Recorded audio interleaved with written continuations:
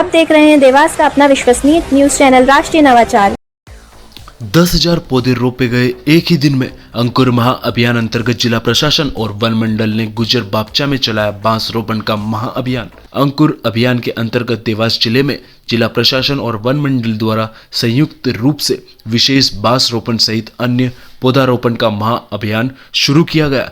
इस अभियान का शुभारंभ आज शनिवार को गुजर बापचा पहाड़ी पर सफलतापूर्वक हुआ। इसमें बड़ी संख्या में प्रशासनिक अधिकारी सहित जनप्रतिनिधि व क्षेत्रीय रहवासी ने शामिल होकर बांस व अन्य फलदार पौधों का रोपण किया। उल्लेखनीय होगा कि 1 से 5 मार्च तक बड़े पैमाने पर अंकुर महाअभियान के अंतर्गत पौधारोपण किया जा रहा है।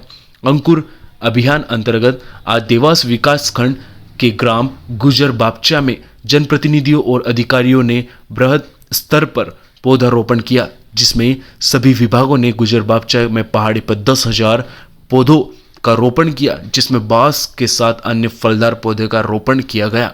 अभियान में कलेक्टर चंद्रमौली शुक्ला, भाजपा जिला अध्यक्ष राजीव खंडेलवाल, वन संरक्षक PN मिश्रा, CEO जिला पंचायत प्रकाश सिंह चौहान, अपर कलेक्टर महेंद्र सिंह कवचे, नगर निगम आयुक्त विशाल सिंह चौहान, SDM प्रदीप सोनी, ईदू खां, सुमेर सिंह यादव, विष्णु वर्मा, विभिन्न विभागों के अधिकारी एवं कर्मचारी ने पौधारोपण किया। पौधारोपण कार्यक्रम में वृक्ष रोपण में योगदान करने वाले ग्राम बिंजाना की दुर्गा कुमावत को प्राणवायु अवार्ड भी प्रदान किया गया।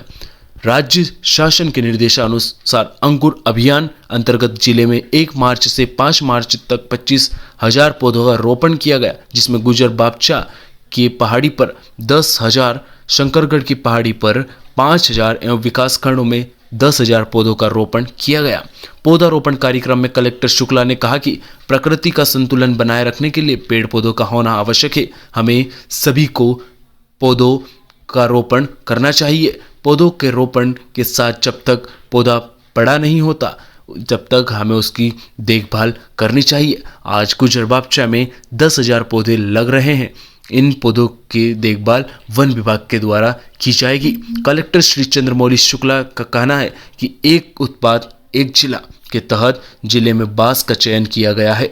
जिले के किसानों को बांस लगाने के लिए प्रेरित किया जा रहा है। बांस फसल के बहुत फायदे हैं।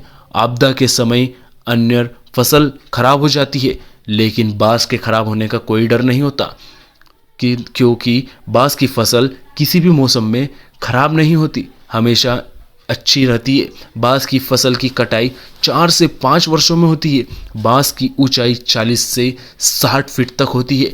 1 एकड़ में 70 से 60 टन उपज एकड़ संभावित है। बांस की वर्तमान खरीदी 255 रुपये प्रति कुंटल। बांस की खेती में 1 एकड़ से शुरुआत में 1,25,000 रुपये तक आमदनी संभावित है। प्रत्येक 4 वर्ष पर बांस क्रय दर में 3% बढ़त हो रही है। बांस की फसल से किसानों को लंबी अवधि तक निरंतर लाभ मिलता है। कलेक्टर श्री शुक्ला ने कहा कि देवास जिले के किसान भाई खेतों की मेड़ पर बांस लगाएं, जिससे किसान भाई अन्य फसल के साथ कम लागत में बांस की फसल ले सकेंगे। बांस की फसल का रखरखाव भी कम होता है। बांस से पर्यावरण को भी कोई नुकसान नहीं है। बांस की व्यापक अंतर्राष्ट्रीय बाजार की लगातार बढ़ रही है। बांस की खेती कई तरह के रोजगार सृजित करने में सहायक है। बांस की खेती में रोपण पर एक ही बार खर्चा होता है। मौसम की मार से बेअसर, इसलिए नुकसान की गुंजाइश न के बराबर है। पर्यावरण के लिए लाभकारी, हरियाली बढ़ाने और तापमान संतुलित करने में सहायक है।